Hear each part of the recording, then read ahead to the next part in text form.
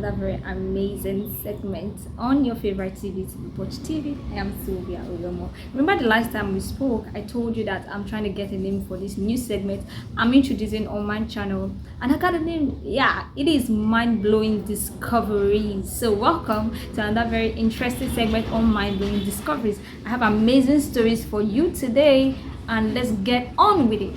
How about the Lost Colony of Roanoke? It's the story of an entire colony of English settlers that disappeared without a trace in the late 16th century. Some say they were attacked by Native Americans, others think that they were kidnapped by pirates, and there are even theories that they were integrated with local tribes. It's a spooky tale of a vanished community that's left historians scratching their heads for centuries. Now let's see what actually happened, to this colony. Well, it's a dizzy one. Here are some more details about the Roanoke colony. The Roanoke colony was founded in 1585 and only lasted a few years before all the settlers vanished. Here are a few more juicy details. The leader of the colony, John White, left Roanoke in 1587 to get supplies in England. He returned in 1590 to find it abandoned. When a supply ship arrived in 1590, they found the colony abandoned with no trace of the settlers.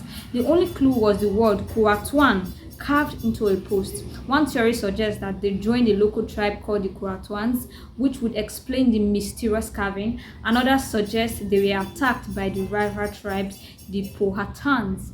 There are also rumors of a lost colony legend among local Native American tribes, suggesting the settlers have been absorbed into a tribe. This stuff is like a real life Scooby-Doo, trust me.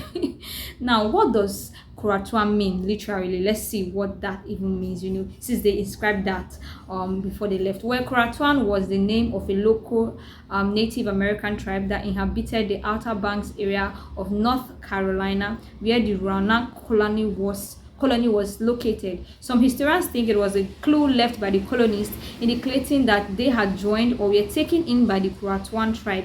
The word itself has been interpreted to mean top down or council town, which suggests that the colonists have been welcomed into the Kuratuan community. It's a tantalizing clue, but it's hard to know. But it's hard to know for sure. Now, did these people actually check for these lost people in the Kuratuan Islands to actually know if they were absorbed? Now let's see, you bet they did. In the early 16th century, English settlers made several attempts to locate the missing colonists, but they came up empty-handed. There were reports of English-speaking Native Americans in the region, but no evidence that they were actually the Roanoke colonists. Now, archaeologists have also searched for evidence of the colony, but so far nothing conclusive has been found. It's like they disappeared into the thin air. Wow. Absolutely. Let's talk about dreams right now. Dreams are such a fascinating and mysterious topic, and I have some mind-blowing revelations about them that you might find interesting. Are you ready to hear them? Okay, let's get there. The first revelation is scientists have found that the brain activity during dreaming is similar to the brain activity during waking life. This means that our brains are not random, but actually reflect the thoughts and experiences we have while we are awake. Isn't that mind-blowing? Yeah, trust me. Fair enough. Let me share another revelation with you. Scientists have also discovered that people who are blind from birth also have dreams. This is really surprising, since you might think that a person who has never seen anything wouldn't be able to dream. But the researchers found that these people do have visual experiences in their dreams, even though they have never seen anything before. That's really, really mind-blowing, trust me. Now, another researcher found out was that researchers believe that the blind people's dreams are based on other sensory experiences that they have had, like hearing, touch, and smell. So even though they haven't seen anything, their dreams are still based on other sensory experiences. Isn't that incredible? Well, it goes to show that dreams are a lot more complex and mysterious than we might have thought.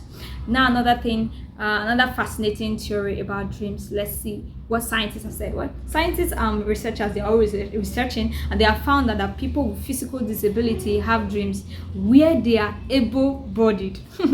This includes people who are paralyzed, deaf, or have other physical limitations. This is really interesting because it suggests that our dreams can help us to imagine a world where we are not limited by our physical bodies. Isn't that fascinating? It is to me anyway. I know it's a lot to take in though, but here's another revelation that scientists have found about people who are in coma. People who are in coma can still have dreams. Do you know that? In fact, the brain activity of people in coma is very similar to the brain activity of people who are dreaming while they are asleep. This suggests that even when our bodies are not functioning, our minds can still be active and dreaming. Pretty amazing, right? All right, do you know that Japanese scientists have discovered a way to play dreams in a video sequence? Yes, that's a real thing. Well, it's called dream playback, and is a technique that was developed by researchers at the Arrow Computational Neuroscience Laboratories in Japan. They use functional magnetic resonance imaging, which is fMRI, to scan the brains of people who are sleeping, and then use computer software to translate the brain activity into a video of what the person is dreaming about. Isn't that incredible? Like, wow. Well, lots of fascinating things to know about dreams. I know some people ask this question a lot, like, why do people get bad dreams? Well, I'm here to answer that as well. There are a lot of theories about why people have nightmares or other negative dreams. One theory is that our dreams are a way of our brains to process and deal with stressful traumatic events that we've experienced. And that theory is our dreams are a way for our brains to walk through unresolved issues or conflicts in our lives. So our dreams can be a way for us to face our fears and process our emotions. Do you think either of these theories really makes sense? Like, okay, well, it helps. You can think of it this way. Our emotions are like the inner worlds of our minds, while our real life experiences are like the outer world that we live in. Our dreams can be a way of our minds to connect to the inner world and the outer world. So our dreams can be a bridge between our emotions and our experiences, guys. So this is all I have for you today on mind-blowing discoveries. Don't forget to click on the subscribe button and click on the notification bell to get you notified when I'm having an amazing video like this. It's Yomo right here, and of course next time I'll be coming with an amazing topic. Let's say we might digress a little. So see you guys on my next one.